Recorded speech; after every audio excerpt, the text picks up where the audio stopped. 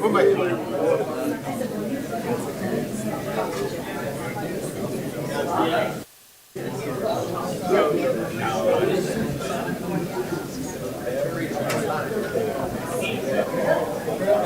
Wes, have you been back in the casino yet?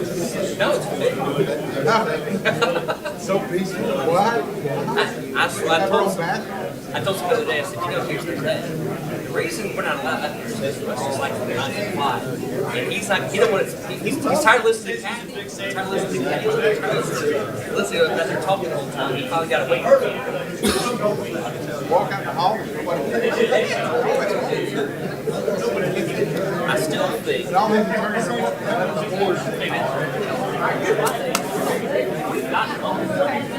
Yeah, you got it. Well, and the other thing is,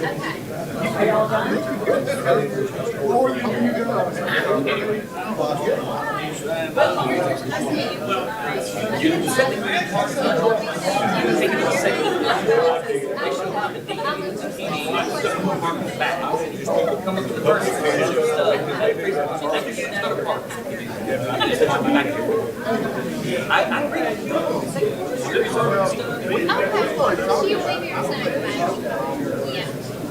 the side, No. fencing it in a little bit further back.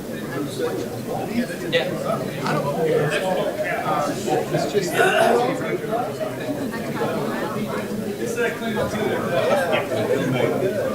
That's going to have access. Did you see my parking pass? So you know, they got the 10 spots over here. So I just started giving people permits. Well, We'll see if that works. it's got. Well, here's the thing. I don't know last time we did about I mean, there's not a lot. It's street parking the whole way.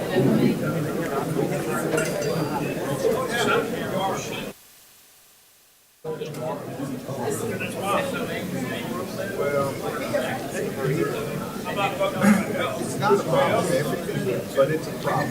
And the worst part is the problem is Oh, yeah. What's that? 3 hours.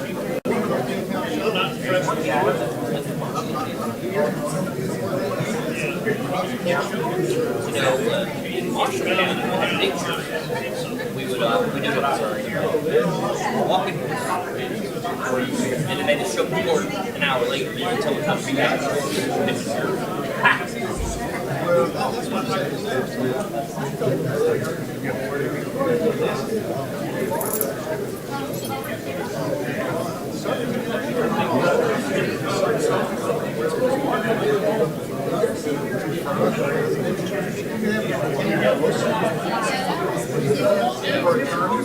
Staff. I mean, well, online violence, it'll help out a lot. That we're not close to it. We're in the Larry, of course. There's like been that close to about a year or two. But yeah,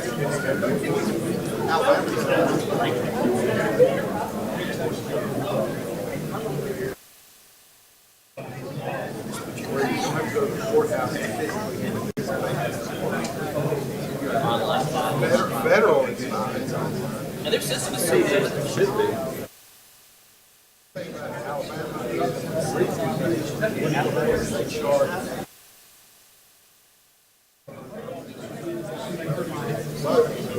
They got a system. I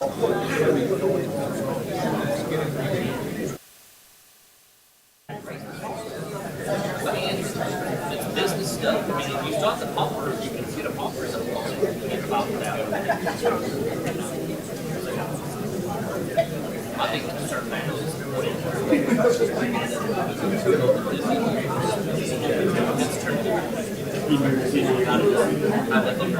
What did they bump up per hour? is. Well, at least it's better. Hey, it's pretty hard to legislate something. I told you. I've heard that. I think that would incentivize.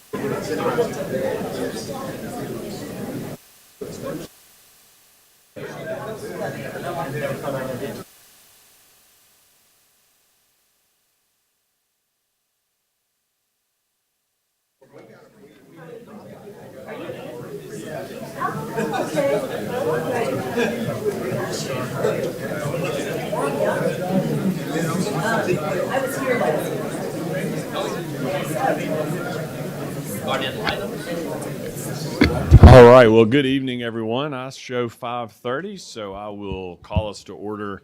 Before we roll into our regular meeting schedule for tonight, we do have one public hearing on the agenda. Public hearing number one, public hearing on ordinance 4541, an ordinance amending ordinance number 4400, the same being the zoning ordinance for the city of Columbia, Tennessee, by amending standards for short-term rental use within Article 4 and Article 9, citywide, more attractive, livable city. And this is, of course, tracking with an item that's also on our agenda, which we do provide an opportunity for you to be heard at the agenda item at that time if you'd prefer, but you also have the opportunity to be heard now if you prefer. So with that said, would anyone wish to be heard in the audience this evening on public hearing number one? If so, if you'll please come up in the order that you can. Mr. Peden, you stood up first, so come on up and just sort of follow in after. You'll have the floor for 3 minutes if you'll give us your name and your address for purposes of the record. Thank you. Welcome. Mr. Mayor, Mr. Vice Mayor, members of council, I'm Bruce Peden, live at 6604 St. John's Way. I'm a lawyer here in Columbia. I came to Columbia in 1981 and started practicing law. I've been practicing zoning and development law since that time. When I started practicing in 1981, the city's zoning ordinance was 101 pages. In 1985, it went to 111 pages. In 2005, the city hired Duncan and Associates, and it went to 328 pages. In 2022, the city hired Town Planning and Urban Design Collaborative, LLC, and it blossomed to 531 pages. In those 531 pages of zoning ordinance in the city of Columbia, the word freedom appears one time on page 363. The word prosperity appears one time on page 487. The word liberty does not appear in 531 pages of zoning ordinance. The word happiness does not appear in 531 pages of zoning ordinance. In 2018, the Tennessee legislature adopted the Short-Term Rental Act. Short-term rentals had become a thing in Tennessee and maybe the major cities, and so the Tennessee legislature adopted legislation. Part of that is a grandfather provision. In 2022, when the city adopted those 531 pages, for the first time, the phrase short-term rentals appeared in the city code for the city of Columbia, not mentioned any time before that. During the years preceding that, scores of property owners, and I literally mean scores of property owners, were pursuing the freedom, the liberty, and the prosperity that's not mentioned in the zoning code. And they did that by investing money and improving their properties and developing those into short-term rentals. I don't believe I may be wrong about this. I don't have the statistics, but if there's been a murder committed by a customer of a short-term rental, I'd like to know about it. If there's been a serious assault committed by a customer in a short-term rental, I'd like to know about it. Short-term rentals are not a bad thing; they're a good thing. So this has been bouncing back and forth. I suspect we've reached the point of fatigue, and the city council now is going to do something about it, even if it's wrong. And so what I suggest to you is these folks that have invested, and by the way, I've got two clients. One of those clients, the city has collected more than $20,000 of accommodations tax. The other one, the city's collected more than $30,000 of accommodation tax. And now you want to render those folks out of business and unlawful. And so I suggest to you that you should, if you're going to not do what the planning commission recommended it the first time, that you tweak this as to your grandfather clause and not punish, okay, the folks who have acted lawfully up until 2024. As far as I know, there was no enforcement until this past year when the city went online, VRBO, Airbnb, cited scores of people. Thank you, Mr. Mayor. Thank you, Mr. Speeden. Come on up next. I saw several hands that were raised, so you can come on up, ma'am. You'll state your name and give us your address, and you have the floor for 3 minutes. Hi, I'm Bobby Richardson. My address is 621 Crestland Drive. I just bought the house next to the one Mr. Peden's speaking about. 2 months ago, I just bought into the American dream, saved my entire life. I'm 60 years old for a piece of the pie. And I love this home. I love this community. And I met my neighbors before I decided to buy. And I just moved out of a rotating door situation, living in an apartment, saving for the past 10 years in Franklin. And it just concerns me that that is possibly what I will be living next to. And rumor does have it in the neighborhood that they are talking about making it into a halfway house, which makes the bad go into worse for me. That would make my property value decrease. And I just spent almost $400,000 on a home from 1970 that was remodeled. I would hate to just move here and contribute and be a great productive, citizen, and then watch my home value decline and then worry about my safety. I'm a single woman. And anyway, so that's my concern. And this is all new to me. I just learned about this. So I just had to come down and voice my opinion. Thank you. Thank Thank you very you. much. All right. Gentlemen, come on up. You'll introduce yourself and give your name and your address. You'll have the floor for 3 minutes. Welcome to City Hall. My name is Chris Roberts, 305 4th Avenue. And first of all, I've been to a lot of these meetings, and I do appreciate the work that's been trying to be done with this and working with us. With that said, I think that the big conundrum here is that you don't permit long-term rentals, correct? There's no permit process for long-term rental. This is your opportunity. To, I'm just asking. yeah. So no, but you do permit hotels, right? And this is a hybrid. This is not a hotel. This is not a motel, and it's not a long-term rental. Much like if you think about taxis, you do permit taxis in Columbia, I believe, and taxes. But what about Uber and Lyft drivers? These whole things are set up. They're self-governing. And my other thing is just that I have been paying. We were in at 2021, okay, and we have a triplex in Riverside. I can't live there full time. I have 4 kids. It's 1-bedroom units, right? It has to be a rental. I have to pay taxes. We were told it was zoned commercial, but apparently I've been told that is not the case. We just pay commercial tax to the county because it has to be a rental, just the way it's zoned. It's in Riverside. So I either have to shut it down and do long-term rental. If that happens, fine. But it just doesn't seem right where I'm already paying county tax. It's zoned kind of semi-commercial. And we're paying taxes. We've been paying taxes since 2021. So with 5 calendar years, you've been receiving money from us and cashing it and using it without any problem before even the books were put in 22. And I know you can say, well, the laws were in effect before, no short-term. But short-term rental, I think the problem is the definition. It's not a hotel. Just like Uber and Lyft is not a taxi service. You can't, you're not permitting them. It's a hybrid. And I think the laws need to reflect that. All right. Thank you. Mr. Morales, I saw your hand go up, but I see another man standing up first. Come on up. You can come on ahead. You were up.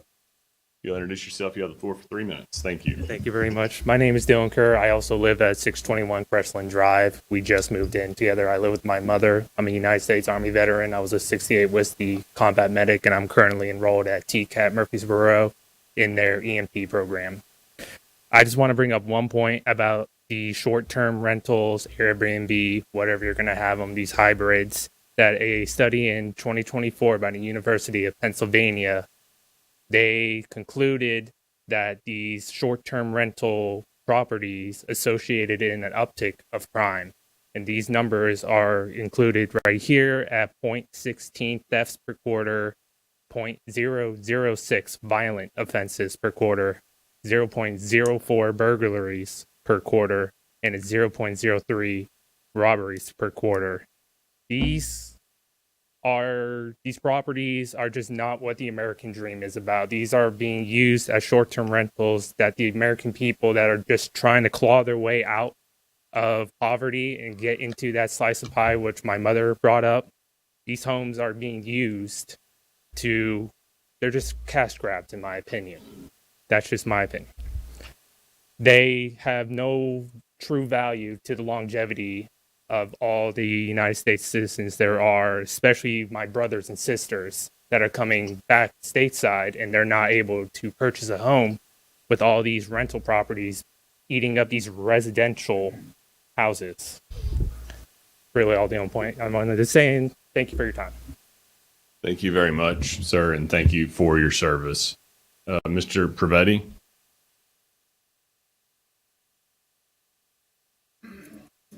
Thank you, Mr. Mayor. I'm Eric Privetti. I live at 101 Casey Valley Drive in Columbia. That's on the southwest side of Columbia. I am currently serving as a county commissioner for the 2nd District, which is a city district.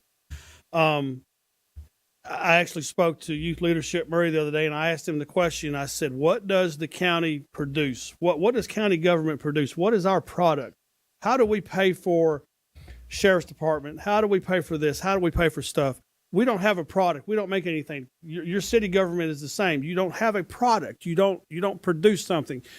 You get your revenue from taxes and such. And so I have to just echo what Mr. Peden said here. You know, why you would want to cut off a substantial, any revenue that you generate. If you cut this off, you're going to have to find some other way to get that revenue. Now, I don't know how much total revenue is brought in from the short-term rentals over a year's time, but that's going to be revenue loss going forward if this is stopped. So I would encourage you to consider that. That's the city doesn't produce anything, and you've got to pay the policemen and the firefighters and keep the lights turned on, and that's a revenue source. So I hope you take that into consideration when you make your vote. Thank you, Mr. Mayor. Thank you. Mr. Morales?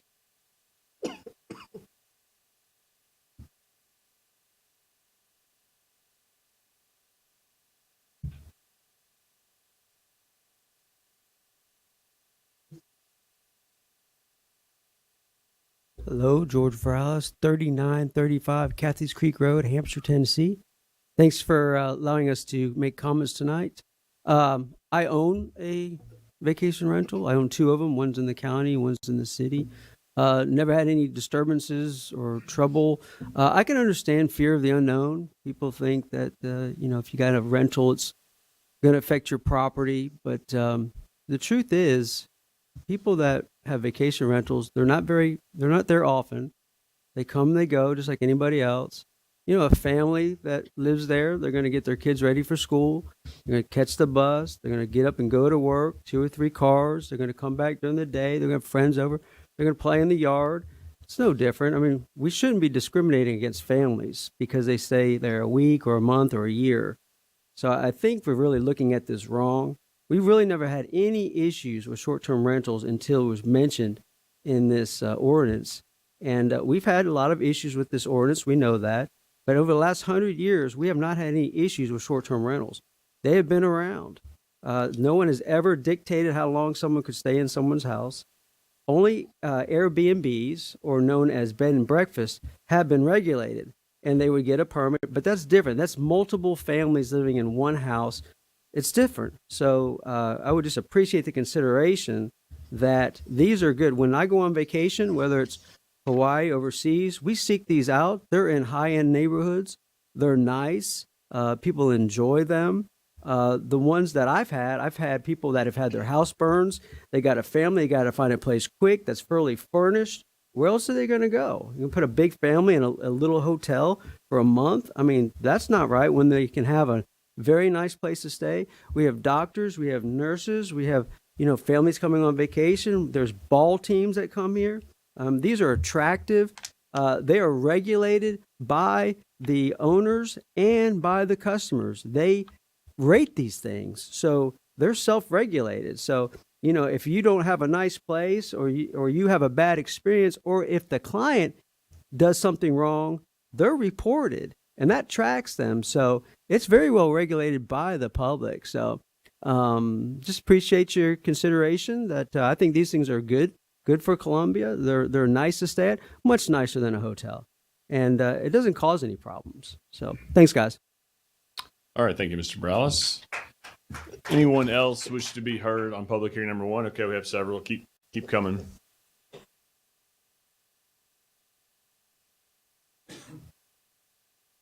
Good evening. If you'll identify yourself and your address, you'll have the floor for 3 minutes. Hello, my name's John Kirtley. I live on the north side of town, an older subdivision.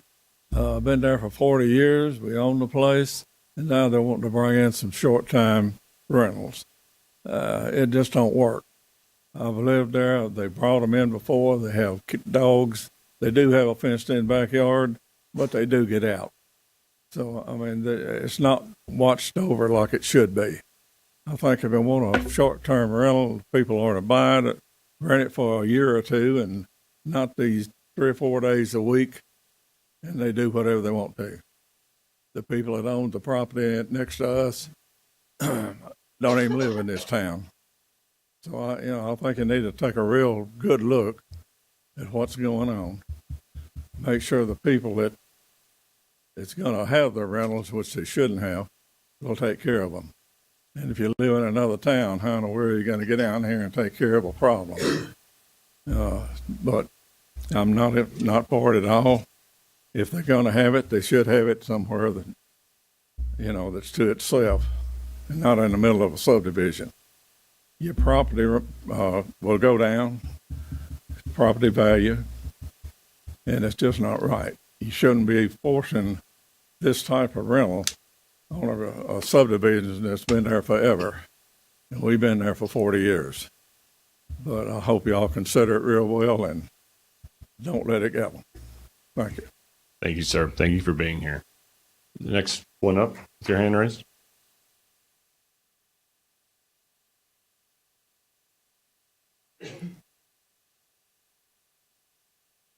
Good evening, Lawrence Reeves. I live at 408 Carter Street, over in Riverside. It's great to hear everyone's feedback here tonight, and it's really interesting. Different perspectives. For us, my wife and I, and our small family, we moved here to Columbia back in 2021 because we love the community, we love the city. We think it has a ton of potential. We even opened up a business down here. And we came here to pursue the American dream, right? And if you ask me, I think everyone in this room has the right to decide what the American dream looks like for themselves. No one can put a label on what that is. We have every right to pursue happiness, liberty, freedom, and I don't think that should be stripped away from us. We have an owner-occupied Airbnb. It's literally attached to our home, so we are there all the time. So the idea of us even thinking about wanting to have a guest that makes us feel unsafe or any of our neighbors unsafe, out of the question. It's completely vetted by us for every single thing. So what I would ask for you tonight, if anything, would be to please reconsider, especially owner-occupied properties. There's no owner that's actually living in a property that wants higher crime next to their house. We don't want that. I have kids. I don't want that.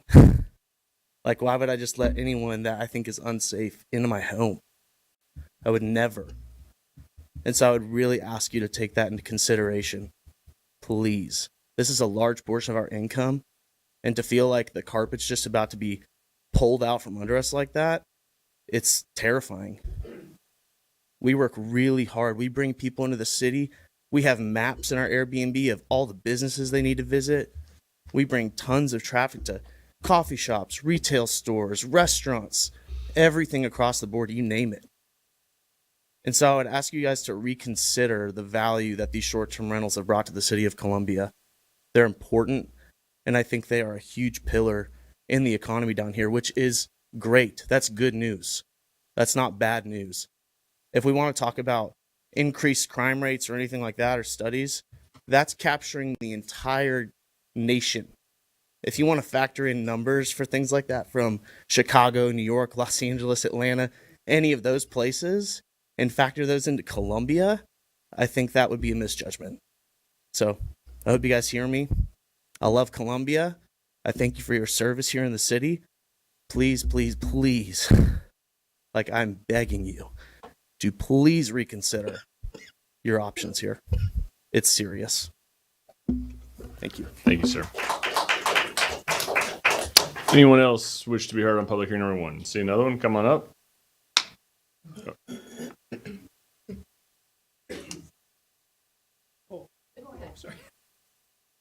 Mayor, Vice Mayor, City Council people.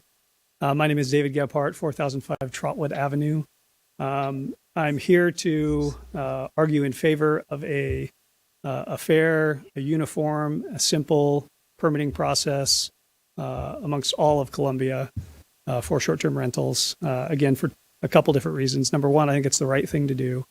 I think the record that you have established both with this and the previous legislation is that short-term rentals have fewer issues. They're better maintained. They have fewer noise complaints and traffic complaints than long-term rentals or than sometimes even owner-occupied properties. It is a type of business that brings wholesome tourism to the city of Columbia. It inspires investment and support of local businesses. So it's just human freedom. It's the right thing to do. Second is that I'm not a politician, but I think it's good politics. I think when the Planning Commission reached out and had a forum to seek feedback from the community, that feedback was overwhelmingly in favor of broad acceptance of short-term rentals. We needed the online survey, again, was up for a significant period of time. Again, that feedback was overwhelmingly in favor of broad acceptance of short-term rentals. This is a constituency that is motivated. This is a constituency that is organized, and this is a constituency that's well-funded. I think that this constituency, who also has the best interests of Columbia at heart, ought to be heard. Thank you very much. Thank you.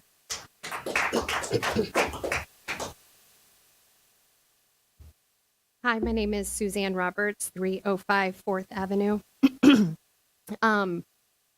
I just want to say quickly thank you again for hearing all of us and considering all of our very passionate responses to this issue.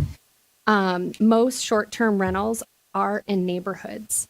I was here at the meeting last night, and if what was proposed last night or what you all voted to go through last night does go through, it would shut down the majority of short-term rentals.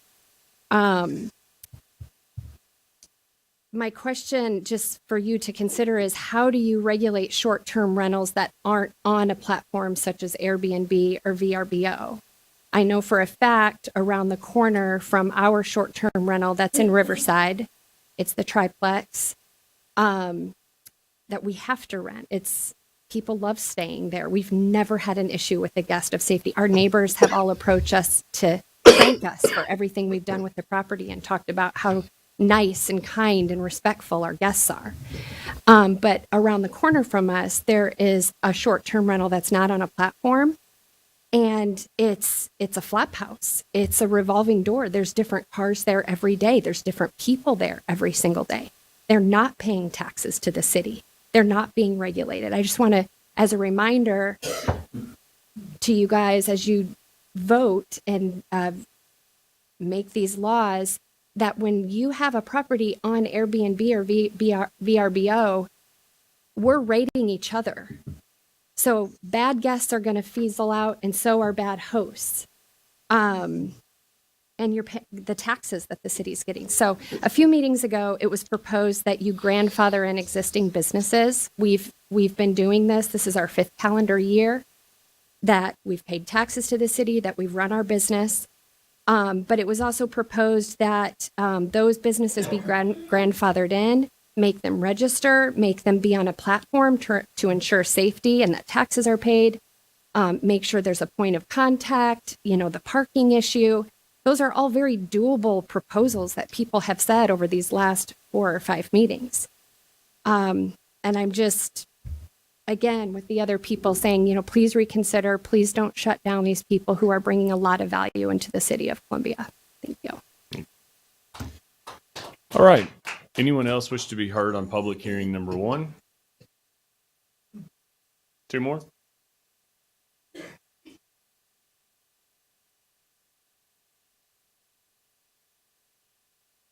Good evening. I'm Brenda Kirtley. I live at 619 Crestland Drive here in Columbia. My husband and I ran the lamplighter. Well, we owned the lamplighter in the ranch house for 20 some odd years. And we retired. We worked hard and paid for our home.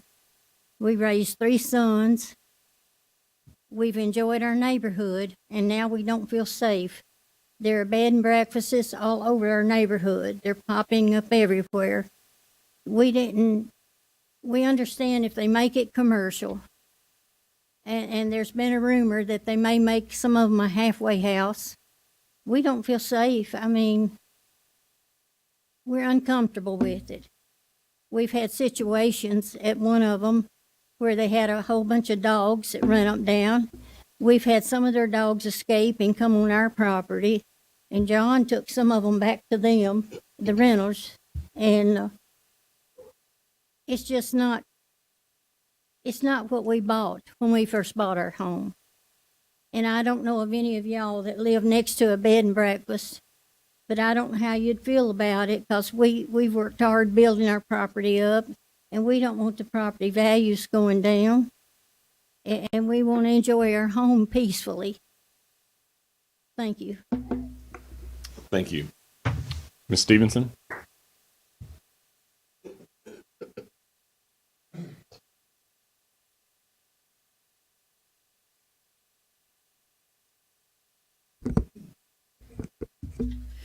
Good evening, Mayor, members of council.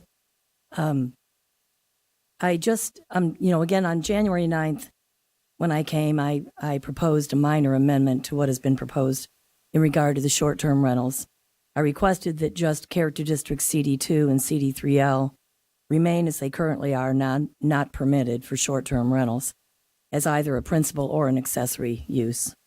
The Planning Commission last night agreed to my amendment and added the CD3 residential neighborhood district to remain as they are now, not permitted either as principal use or accessory use.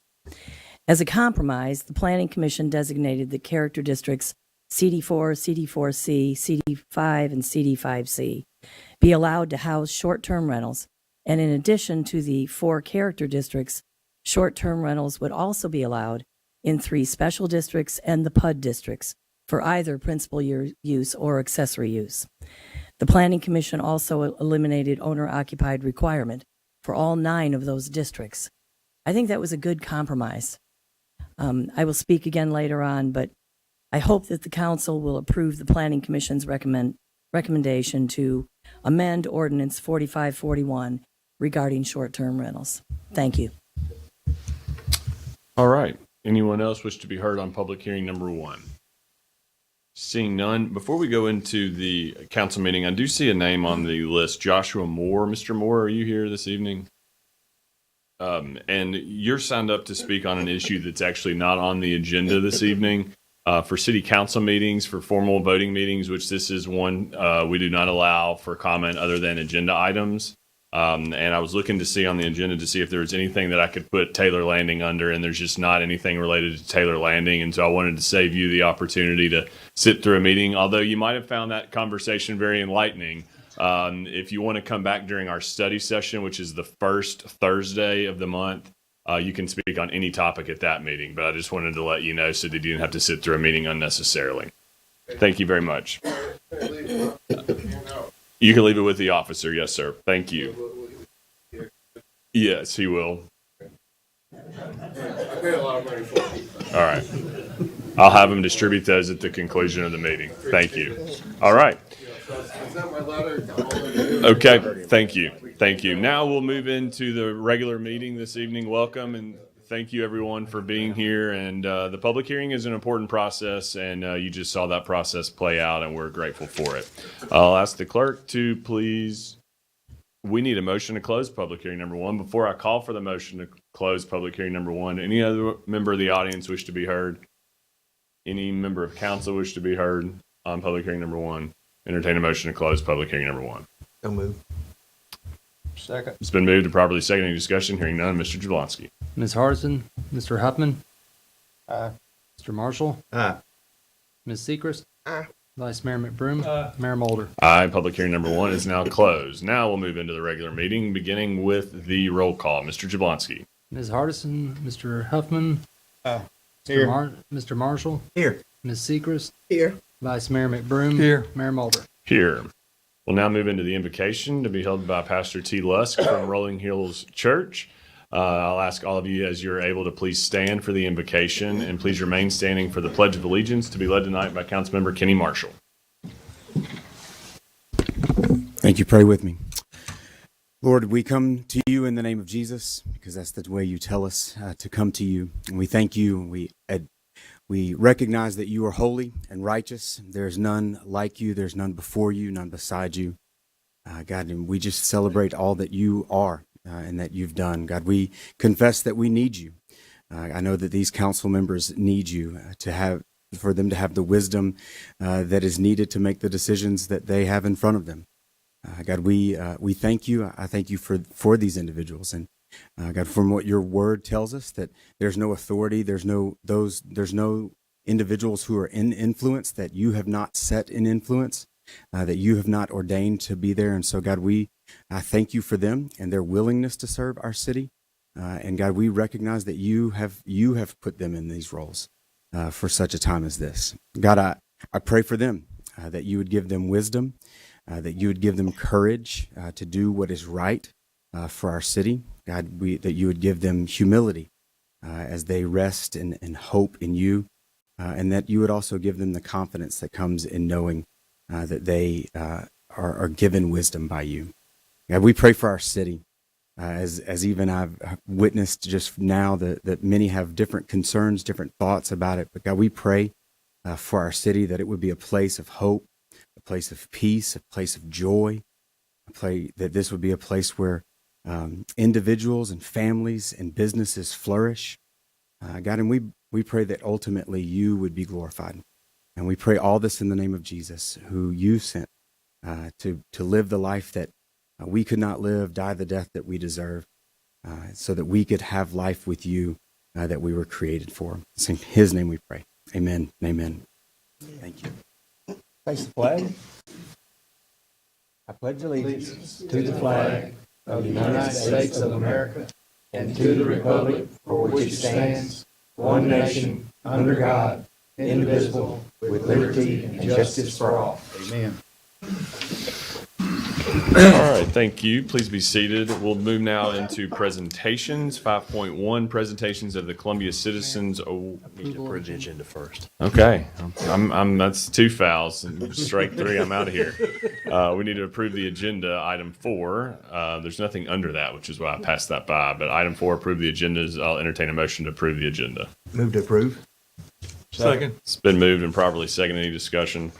Hearing none. Mr. Jablonski. Mr. Huffman, Aye. Mr. Marshall, Aye. Ms. Sechrist, Aye. Vice Mayor McBroom, Mayor Mulder. Aye, the agenda is approved. Next section, 5, presentations. 5.1, presentations of the City of Columbia Citizens Award.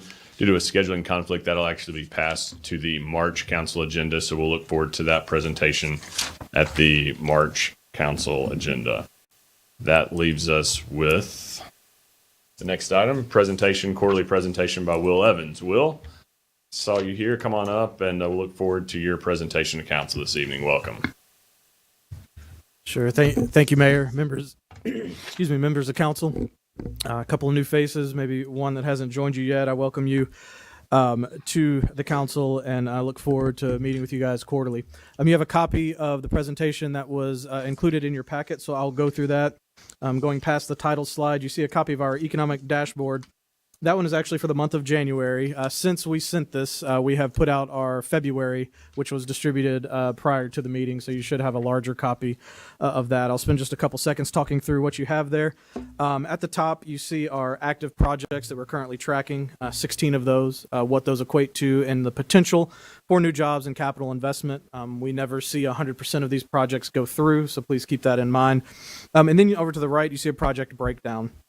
The important piece to note is you've got 44% of that pipeline made up of new businesses looking to come to the community, but 56% of that, the majority, is made up of existing industries here in the community that are looking to expand. So this is really indicative of a couple things. We are seeing businesses be here, be successful, and expand, but it is also a reflection of our more targeted recruitment and making sure that we are only working to recruit new companies here that fit within the strike zone that we spent a couple years ago working through with our stakeholders. These trends have been as high as 80% new businesses, 20% existing industry, which was the norm for a while. So this has shifted quite dramatically, and we've seen this trend quite through at least the majority of 2024 and into 2025. You've got a lot of additional data below. I'm not going to walk through all of that. You see our annual cost of living. If you are looking at this month over month, you did see a jump of 94 to 95.6 for Murray County. I did want to talk about the difference there. This at the end of the year, they released the annual aggregate number. Previous to that, we released quarterly numbers. So that last number was a quarterly. That aggregate number is always a little bit higher because it's looking at the year over. But you'll see if you compare the other communities, they also increased as well, keeping us kind of within that same proportion. Housing permits, I will just note Spring Hill's numbers we do not have. So I just wanted to flag that, hence that it's marked NA. If you want to move on to the next slide, just wanted to provide you guys with some updates. You should see a photo of our current staff. Just wanted to highlight, we did have some movement last year, so wanted to make sure you guys were all familiar with our staff, currently of 9. At the top, you've got Travis Groth, who runs the day-to-day economic development work that we do. You've got Kara Williams, who is our Director of Member and Community Engagement. She is tasked with growing and retaining our membership. Rupa Deloach, who works with Travis on the economic development team, and project management as the economic development director. Most recently, we've hired Corbin Davis, our marketing and communications director. Elizabeth Gallegos has been with our organization since October of 2023. She was our events and member services manager. She has recently transitioned to our Align Murray program manager. She will work on the economic development team and focus in on workforce development 100% of her time. Then you've got Trinette, our office administrator, Rhonda, our accountant, and Dorothy Swan, who have both been there for several plus years. We do have one vacancy, and that is to backfill Elizabeth's position as events and member services. We hope to have that done later part of February, early March, which will bring our staff up to 10. Moving forward, we did just complete our previous 5-year plan and capital campaign titled Advance Murray. So you see the metrics that we set out to achieve there, and that was to announce 2,000 new jobs, $90 million in new earnings, $225 million in new investment, and then complete 125 existing industries visits. We have been able to exceed all of those metrics over that 5-year period. Some by thousands of percentage points. So we've seen a lot of activity, and if you look back to even 2014 or earlier, we've seen a lot of economic development activity. If you want to go ahead and go forward to the next slide, as we transition to our next 5-year plan and moving forward, wanted to present you with our strategic vision. This is entitled Enhance Murray. So as we set out to look at the next 5+ years, we wanted to take a strategic pause and really make sure that we were reacting as an organization to move the community forward in a positive way. So if you see there, not going to read it verbatim, but essentially we have seen a tremendous amount of growth over the last 10, 15 years. I think if you look back to 2008 and 9, when we had some of the highest unemployment rate, we are in a better spot there, and we've seen higher per capita incomes, higher household incomes, which has helped move the community forward. But as we look forward, we want to make sure that 10 years from now, we're looking back today thinking the same thing, that we're better off than we were are then than we were today. So we're shifting our focus just a little bit to more targeted community enhancement to make sure that we're not growing just for the sake of growing. We're not going to be basing our success on the number of jobs announced, the amount of capital investment. We're going to be looking at how we can become better as a community, not just bigger as a community. And then the final slide, you'll see these 6 different pillars of which we're going to accomplish that. We have much more detail. I'm happy to talk individually with you all through this, but I'm not going to put you through the full 30-minute presentation today. But in the circles there, you see our more traditional economic development activity. We're going to continue to focus in on that. Our existing industry support, as I mentioned, that's the largest portion of our pipeline. So we're going to make sure that they're successful in their expansion efforts. We're going to work into workforce development. We're going to expand that program now that we have full-time staff. We're going to continue to recruit businesses to the community. But we're going to look at 3 major metrics, and that is it creating higher wage opportunities for our citizens? Is it diversifying the economy? And is it good stewards of our resources as a community? If it's not checking those 3 boxes, it's not our job to tell a company they're not welcome in Maury County. That's not what we're going to do. It's just a matter of what we are expending our resources, time, and efforts on as an organization and working through state support systems and things like that. So we're really going to be narrowing down even further the types of businesses that we're recruiting. And then, of course, focused product development. That's making sure that we have properties such as the Columbia, Tennessee rail site to attract these high-quality companies moving forward. And then at the top there, you see cohesive community vision. This is our new and kind of big task that we're looking for over the next 5 years. I think you've heard a little bit tonight as well. I don't think we're going to get as granular into codes and things moving forward. But if you think about where we want to go as a community, you can talk to many different people and get many, many differing opinions, depending on where they are in the community, where they live. But we see our organization as kind of that neutral catalyst that can bring as many stakeholders as possible to the table to have discussions and really develop some type of cohesion amongst what's going on. Now, it's not going to be a one-sentence, this is what we want to be as a community, but we'll be able to identify some pockets, and then it'll help us identify our work over the next 5 years and then really 10 plus years moving forward in the future. So that will encompass this year and probably the better part of next year, 2026, to accomplish that exercise. So at this time, I'm going to pause and take any questions you guys might have. Well, thank you for that, Will. I will say it was really well done on the Align Murray program that took place 2 days ago on the north side at First Farmers. It was just a well done event, and Elizabeth did a good job of organizing that, and there was a good group in that room yesterday. So good job on that. Any questions for Will?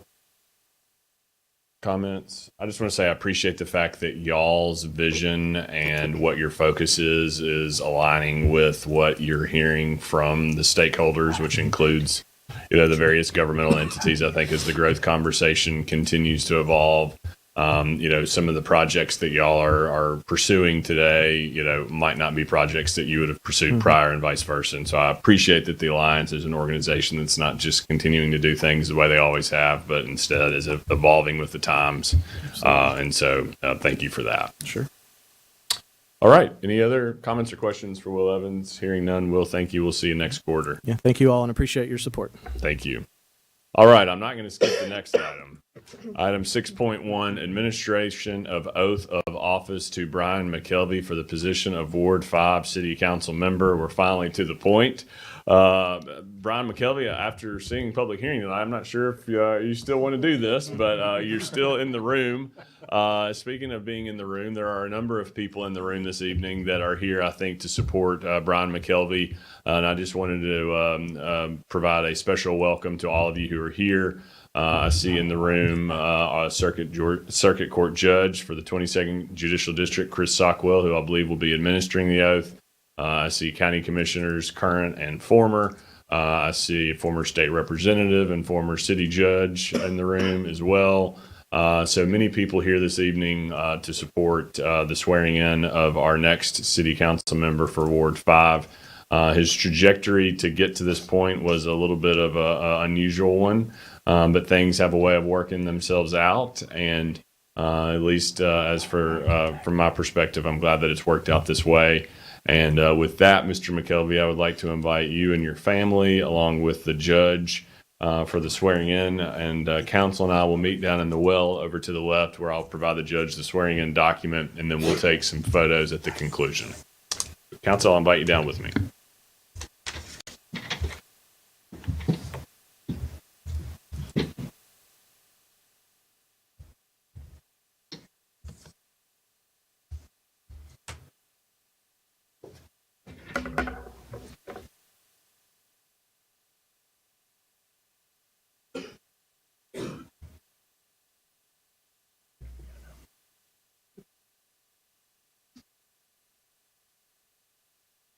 Get everybody situated. All right. Brian McKelvey, if you raise your right hand. Repeat after me. I, Brian McKelvey, I, Brian McKelvey, duly elected member of the City Council duly elected city council for the 5th Ward for the 5th Ward of the City of Columbia, of the City of Columbia, Murray County, Tennessee, Murray County, Tennessee, for the term commencing February 13th, 2025, term commencing February 13th, 2025, do solemnly swear do solemnly swear that I have all of the qualifications all named in the charter named in the charter for the office I'm about to assume, and that I will support for the Constitution Constitution of the United States of the United States and of the State of Tennessee, and the State of Tennessee, and the charter and ordinances and ordinance of the City of Columbia, of the City of Columbia, Murray County, Tennessee, Murray, and that I will faithfully discharge faithfully discharge duties of said office, the duties of and that I shall faithfully demean myself as such officer, so help me God.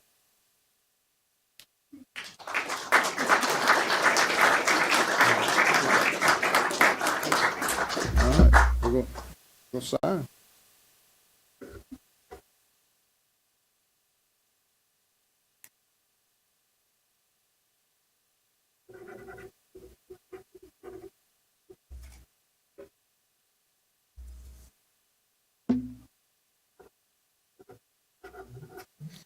I'm in my right mind. Brian, as you can see, one of the hardest reading the oath. Yeah, exactly. Judge Stockwell, as you can see, one of your hardest finish. We do want to take a couple photos. Before we do that, Brian, would you like to go off? No, I just want to thank everybody for being here. It's an honor to serve Ward 5. It, like the Mayor said, it's been a bumpy road, but I got here. I look forward to serving Ward 5.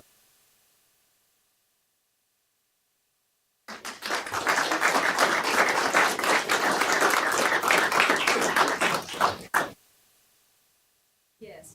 I would love to get a family photo. Then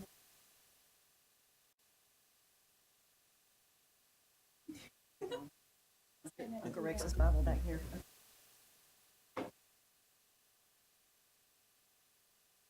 Three, 1, 3, 4 here, 1.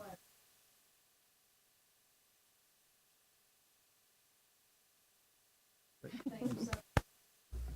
Let's get it.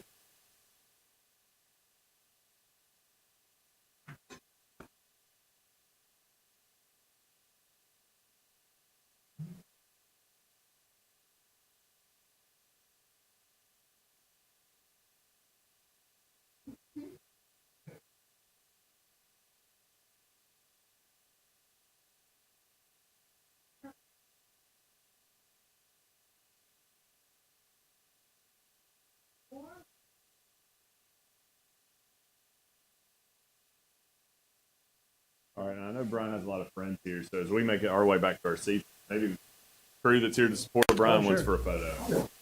If the judge says he wants a photo, we get the judge a photo. In fact, is there anything else you need, Judge, while you're here? I'm good. Y'all take care of it.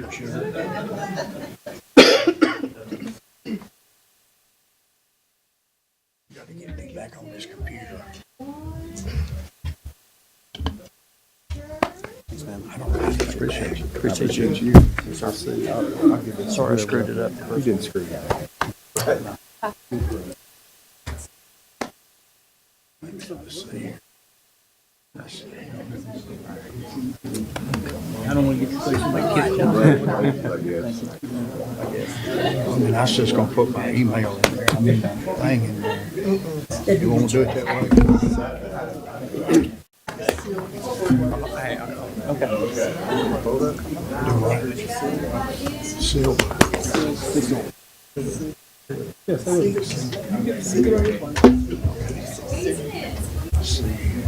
All right, we got everybody. One more here. One, two, and Civic, what, work? All right. We didn't break this we didn't break it this time. I will. Congrats. Thanks, bud. Appreciate you. Yeah, sounds good. Oh, I got to send it, but I can't, I don't know how to do this. I don't know what I say. You're older, be sure. Congratulations. My husband. Easy. You want to find another one? Yeah. The next time. Is that it right there? All right, Mr. McKelvey, you may take your seat. Mr. Coleman, you may depart. Good to see you. All righty. All right, we are now back on the agenda for item 6.2, approve the minutes of the January 7, 2025 special called city council meeting. Move to approve? Second. Motion's been made, properly seconded. Any discussion? Hearing none, Mr. Jablonski. Mr. Huffman. Aye. Mr. Marshall. Aye. Mr. McKelvey. Aye. Ms. Sechrist. Vice Mayor McBroom. Mayor Mulder. Aye, that item is approved. Next item, 6.3, approve the minutes of the January 9, 2025 city council meeting. Move to approve? Second. Been moved and properly seconded. Any discussion on that item? Hearing none, Mr. Jablonski. Mr. Huffman. Aye. Mr. Marshall. Aye. Mr. McKelvey. Aye. Ms. Sechrist. Aye. Vice Mayor McBroom. Mayor Mulder. Aye, that item is approved. Next item, 6.4, appointment of a city prosecutor. We discussed this last week at study session, and at least to my knowledge, I had only one individual reach out to me to express interest, and that individual is one who I believe is highly qualified to serve in such a role. He has served in various roles with the city of Columbia over the years, including chairing our planning commission for a period of time. He's a local attorney who has offices on the square in downtown Columbia, graduate of Columbia Central High School, University of Tennessee, University of Mississippi, and long time practicing attorney. I can now say long time because I've been practicing a long time as well. But in any event, I'm pleased to recommend and make a motion to approve and appoint Wesley Mack Bryant to the position of city prosecutor. Second. The motion's been made, properly seconded. Any discussion on that item? 6.4. Hearing none, Mr. Jablonski. Mr. Huffman. Aye. Mr. Marshall. Aye. Mr. McKelvey. Aye. Ms. Sechrist. Vice Mayor McBroom. Mayor Mulder. Aye, that item is approved. Congratulations, Mr. City Prosecutor. I assume you'll be sworn in prior to City Court the next session, and I hope that your oath is a little shorter than the council members. But thank you for being here, and we look forward to your service. Thank you. All right, next item, 6.5, approve the mayor's appointment of the Vice Mayor, Randy McBroom, to the City of Columbia Municipal Planning Commission to fill an unexpired term ending on December 31, 2026, and I'll make that motion to approve. Second. It's been properly seconded. Let me make a comment at this point, by the way. Speaking of Planning Commission yesterday, I noticed that many of our council members were at Planning Commission. And of course, we have the chance to watch them online after the fact as well. So even if you're not there, that doesn't mean you're not paying attention and watching. But I was just impressed and pleased to see the interest that we have and the people that recognize that there were a lot of things on that agenda last night that are going to come before us either tonight or in future meetings. And so I appreciate the just being informed and being willing to take your time to sit through some of that because I know that last night especially was a long meeting. So I just wanted to say thank you to everybody who was here. 6.5, the motion's been made. It's been properly seconded. Any further discussion on that item? Hearing none, Mr. Jablonski. Mr. Huffman. Mr. Marshall. Aye. Mr. McKelvey. Aye. Ms. Seacrest. Aye. Vice Mayor McBroom. I will. Mayor Mulver. Aye, that item is approved. Next item, 6.6, approve the appointment of Warren Feld to the City of Columbia Arts Council for a 3-year term beginning on February 13th, 2025 and expiring on February 13th, 2028. Move to approve. Motion's been made. Second. Properly seconded. Is Warren Feld here by chance? Okay, I just wanted to make sure. Any discussion on the motion in proper second on 6.6? Hearing none, Mr. Jablonski. Mr. Huffman. Aye. Mr. Marshall. Aye. Mr. McKelvey. Aye. Ms. Seacrest. Aye. Vice Mayor McBroom. Aye. Mayor Mulver. Aye, that item is approved. The next two items are relative to the reelection of current IDB members. First, 6.7, reelection of Bob Morgan to the Board of Directors of the Industrial Development Board and Health Educational Housing Facility Board for a 6-year term that began effective November 14th, 2023 and expires on November 14th, 2029. Move to approve. Second. It's been moved and properly seconded. Item 6.7, any discussion on that? Hearing none, Mr. Jablonski. Mr. Huffman. Mr. Marshall. Aye. Mr. McKelvey. Aye. Ms. Seacrest. Aye. Vice Mayor McBroom. Aye. Mayor Mulver. Aye, that item is approved. Next item, 6.8, reelection of Bill Marbett to the Board of Directors of the Industrial Development Board and the Health Educational Housing Facility Board for a 6-year term that began on November 14th, 2023 and expires on November 14th, 2029. So move. Second. Moved properly seconded. Any discussion on item 6.8? Hearing none, Mr. Jablonski. Mr. Huffman. Aye. Mr. Marshall. Aye. Mr. McKelvey. Aye. Ms. Seacrest. Aye. Vice Mayor McBroom. Aye. Mayor Mulver. Aye, that item is approved. Next item section is our consent agenda. These items that have been deemed non-controversial, requiring no additional debate or discussion based upon prior discussion that was also had during the study session. I will read on them collectively. We will vote on them collectively unless a member of council wishes to move any item out of consent agenda for purposes of discussion. 7.1, approve and authorize the execution of an intergovernmental cooperative purchasing agreement with Buy Board. 7.2, approve and authorize the mayor to sign a contract between Locality Media, Inc., DBA First Due, and the City of Columbia to provide software services in the amount of $58,371.50 for the first year. Item 7.3, approve the purchase of a 2025 Firemaster retail tanker from Safe Industries in the amount of $468,100, utilizing Buy Board National Purchasing Cooperative Interlocal Participation Program. Item 7.4, approve disbursements for the month of December 2024 in the amount of $10,106,304.07. Item 7.5, approve and authorize the disposal of surplus equipment. Item 7.6, approve payment to Murray County to provide funding for the Murray County City of Columbia Animal Services Facility for the first quarter of fiscal year 2025 in the amount of $55,000. 7.7, approve the annual renewal of liability and auto insurance with public entity partners in the amount of $483,758.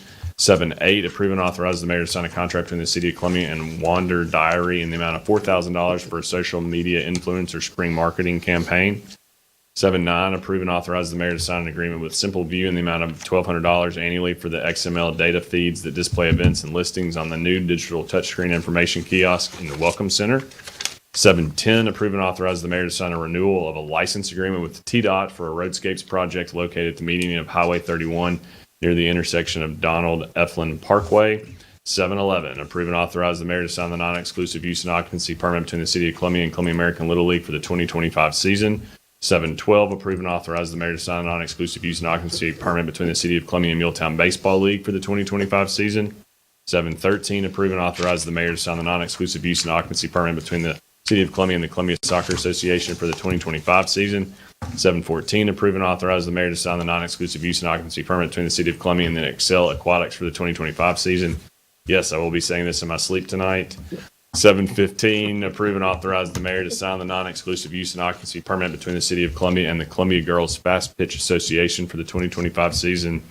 7.16, approve and authorize the mayor to sign a contract in the amount of $18,616 with Provincia Security Solutions provider for installation of cameras and other security measures, along with monthly monitoring of the Macedonia Recreation Center, the Armory Recreation Center, the Dr. Krista S. Martin Community Center, and the Columbia Aquatics and Recreation Center. Item 717, approve the purchase of electronic security systems installation for the Columbia Aquatics and Recreation Center in the amount of $70,450, utilizing State of Tennessee Contract 172. 718, approve and authorize the mayor to sign the contract between the City of Columbia and Cumberland Valley Constructors in the amount of $1,713,000 for the construction of the Duck River Sewage Pump Station replacement. And item 719, approved bid award to Cumberland Valley Constructors, Inc. in the amount of $5,272,800 for construction of the Bear Creek Pike Sewage Pump Station replacement, which I'll end with saying came in under bid, and we're very happy about that. That is your consent agenda, items 7.1 through 719. Is there a motion to approve? Move to approve. Been properly moved, properly seconded by the vice mayor. Any discussion on the consent agenda? Yes, I've got a question. All right. All right, on this tanker truck, I noticed in the fire department is the money's not there. Where's it coming from? I mean, is it coming from a T-shirt fund? Is it coming from a general fund, All right. capital fund? Councilmember Huffman, what I'm going to do is I'm going to remove that item. What item was that? 7.3. 7.3. Okay, so I'm going to remove 7.3 from the consent agenda since the consent agenda does not allow for debate or discussion beyond the approval.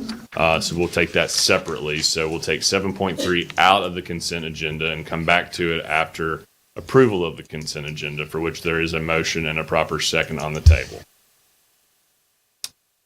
All right, Mr. Jablonski, take the vote. Mr. Huffman. Aye. Mr. Marshall. Aye. Mr. McKelvey. Aye. Ms. Sechrist. Aye. Vice Mayor McBroom. Mayor Mulder. Aye, that item's consent agenda is approved. It accepts 7.3. So we'll now come back to 7.3. Councilmember Huffman, approve the purchase of a 2025 Firemaster retail tanker from Safe Industries in the amount of $468,100. Mr. Huffman had a question. Mr. Massey. Councilman, that is coming out of our general fund reserve. Okay, well, I mean, ain't nobody told me anything, so I was wondering where it was coming from. Is that going to short the general fund for a project we had going on in the future? No, sir, it won't impact anything of that nature. All right. Any other questions on that, Councilmember Huffman? No, I just wanted to know. I mean, when I go buy big items, I got to ask my wife. She wants to know where's the money coming from. So I want to know where it's coming from. All right. With that, I'll make a motion to approve item 7.3. Second. Been properly seconded. Any discussion on that motion? Hearing none. Mr. Jablonski. Mr. Huffman. Aye. Mr. Marshall. Aye. Mr. McKelvey. Aye. Ms. Sechrist. Aye. Vice Mayor McBroom. Mayor Mulder. Aye. Item 7.3 is approved. There being no items under administration, we'll move now to Section 9 resolutions, beginning with 9.1. Resolution 2509 to accept the ownership and maintenance of sewer improvements serving Honey Farms Phase 3. Move to approve. Second. Motion's been made, properly seconded. Any discussion on 9.1? Hearing none. Mr. Jablonski. Mr. Huffman. Aye. Mr. Marshall. Aye. Mr. McKelvey. Aye. Ms. Sechrist. Aye. Vice Mayor McBroom. Mayor Mulder. Aye, that item is approved. Next item, 9.2, Resolution 2511 to accept the ownership and maintenance of sewer improvements serving McClure Farms Phase 1A. Move to approve. Second. Motion's been made, properly seconded. Any discussion on 9.2? Hearing none. Mr. Jablonski. Mr. Huffman. Aye. Mr. Marshall. Aye. Mr. McKelvey. Aye. Ms. Sechrist. Aye. Vice Mayor McBroom. Mayor Mulder. Aye, that item is approved. Next item, 9.3, Resolution 2512, Tax Corrections. Move to approve. Second. Been moved, properly seconded. Any discussion? Hearing none. Mr. Jablonski. Mr. Huffman. Aye. Mr. Marshall. Aye. Mr. McKelvey. Aye. Ms. Sechrist. Aye. Vice Mayor McBroom. Mayor Mulder. Aye, that item is approved. Next item, 9.4, Resolution 2513, a resolution to accept the ownership and maintenance of sewer improvements serving Hampshire Hills. Move to approve. Second. Moved and properly seconded. Any discussion on 9.4? Hearing none. Mr. Jablonski. Mr. Huffman. Aye. Mr. Marshall. Aye. Mr. McKelvey. Aye. Ms. Sechrist. Aye. Vice Mayor McBroom. Mayor Mulder. Aye, that item is approved. Next item, 9.5, Resolution 2514, a resolution authorizing the mayor to sign a memorandum of understanding with Murray County 911 regarding the responsibility of assigning all addresses within the city of limits of Columbia citywide. So moved. Second. It's been moved and properly seconded. Any discussion on 9.5? Hearing none. Mr. Jablonski. Mr. Huffman. Aye. Mr. Marshall. Aye. Mr. McKelvey. Aye. Ms. Sechrist. Aye. Vice Mayor McBroom. Mayor Mulder. Aye. That item is approved. Final item under that section, 9.6, a resolution accepting ownership and maintenance for the traffic signal as well as roadway improvements in Nashville Highway and Greensmill Road in the city of Columbia. Move to approve. Second. Been moved, properly seconded by Councilmember Sechrist. Any discussion on that item 9.6? Hearing none, Mr. Jablonski. Mr. Huffman. Aye. Mr. Marshall. Aye. Mr. McKelvey. Aye. Ms. Sechrist. Aye. Vice Mayor McBroom. Aye. Mayor Mulber. Aye, that item is approved, and that takes us to section 10, ordinances, beginning with 10.1, second consideration of ordinance 4539 as amended, an ordinance to amend ordinance 4504, the classification and compensation plan for the employees of the city of Columbia for the 24-25 fiscal year. Move to approve. Second. It's been moved and properly seconded. Any discussion on item 10.1? Hearing none, Mr. Jablonski. Mr. Huffman. Aye. Mr. Marshall. Aye. Mr. McKelvey. Aye. Ms. Sechrist. Aye. Vice Mayor McBroom. Aye. Mayor Mulber. Aye, that item is approved. Next item, 10.2, first consideration on ordinance 4536, an ordinance amending 4400, the zoning ordinance of the city of Columbia by repealing Article 4 and replacing such Article 4 with new building lot and building site standards. That is 10.2, and this begins with the packet of items that were some zoning ordinance cleanups. I don't know, Mr. Massey, if we need Mr. Keltner maybe to come. Yes, it probably would be helpful. Paul, if you could go forward. And this is 10.2 relative to I believe it's just the just what home it says. occupations, the Bars, taverns, Bars, nightclubs. yes, Could you sir. just maybe refresh us? I know, Mr. Keltner, you've already done this last week, but since we're now getting into the meat of what we have here to make sure we know which item we're on and what we're doing here. I'm sure, as you stated there, so this is Article 4 in its entirety. So we're repealing and replacing the article. And inside that are three main things that you're looking at. That's the home occupation. That is where we are looking at dividing from a minor and creating a major home occupation that is run through the Board of Zoning Appeals as a conditional use process. Also, bars, tavern, and nightclubs. We had a lot of discussion about how they're very limited in where they can go at currently within your ordinance, the risk of having those clustered within your community. This opens it up some, while at the same time putting in still a substantial amount of safeguards with regards to distances from certain facilities and residential districts. Same thing for the vape, tobacco, and cannabinoid. Planning Commission ultimately ended up following very closely with the bar, tavern, and nightclub ordinance with regards to separations. There was one additional limited use standards with regards to that, which is the separation of similar uses. You do not have that in bars and nightclub taverns, but for tobacco, vape, and cannabinoids, you have a 1,000-foot separation between those uses there. There were some minor cleanup things that were staff initiated to the Planning Commission with regards to the removal of garage, the textual word garage from the character district 3. So in that character district, the way it's technically written, it says in order to have an access, an alley loaded product, you have to have a garage because it actually says garage loaded. I think from a staff standpoint, we've always assumed that was just a rear access type property, but to make it clean and that it's not challenged, we thought it would be best to remove that.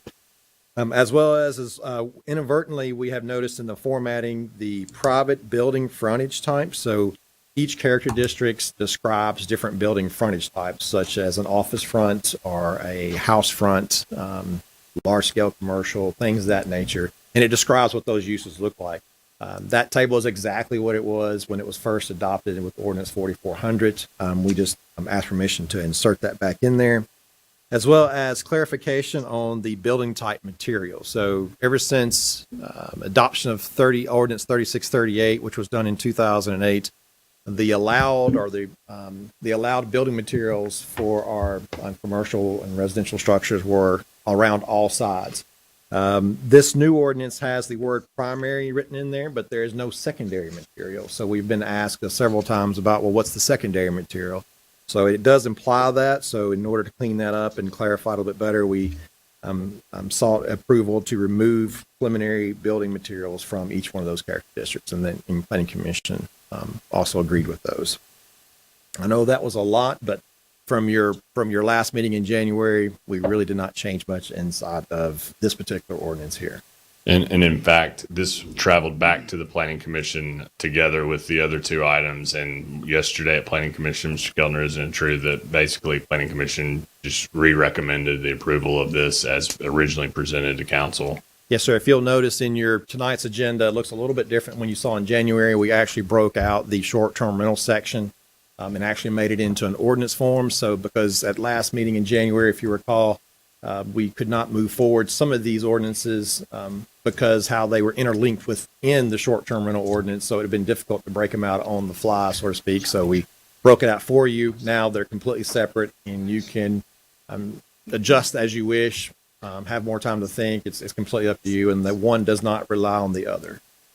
And the one thing among a number of things here that we did that I like, and it's restricting the distance requirements between additional vape stores. In other words, limiting the number ultimately because they can't be within a certain distance. I think that was a positive step.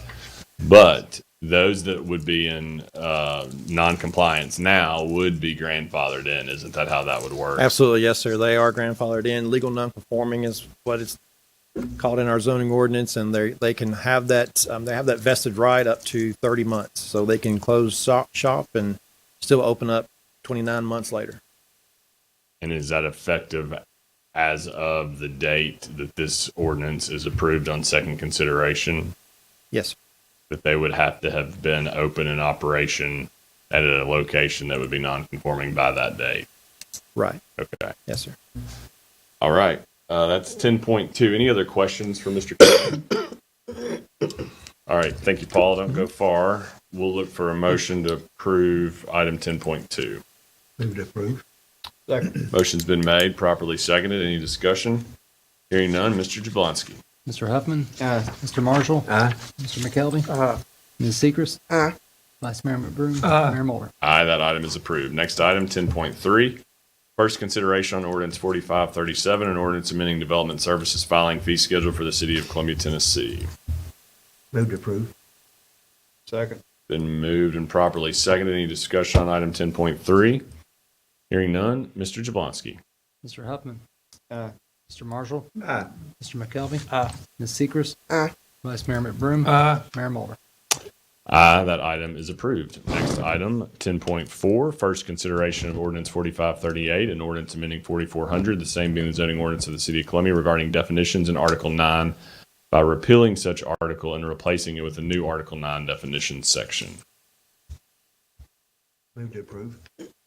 Second. That item's been moved and properly seconded. 10.4, any discussion? Hearing none, Mr. Jablonski. Mr. Huffman. Mr. Marshall. Aye. Mr. McKelvey. Ms. Sechrist. Vice Mayor McBroom. Mayor Moore. Aye, that item is approved. 10.5, first consideration ordinance 4540 to amend the fiscal year 24-25 budget ordinance number 4503 as amended, providing for revisions to the general capital projects, grants, and wastewater funds, and the date of March 13th, 2025 as the date of public hearing.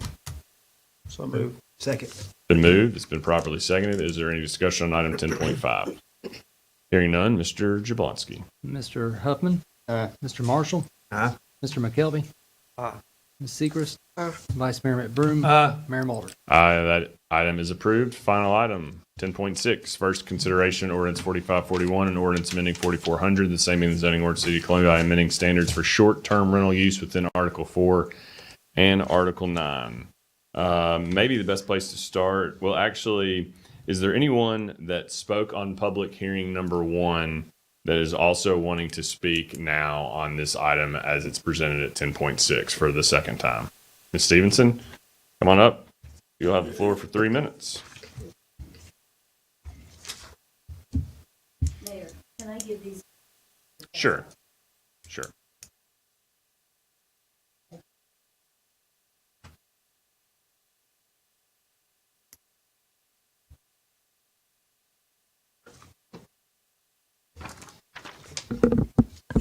Thank you. Sir.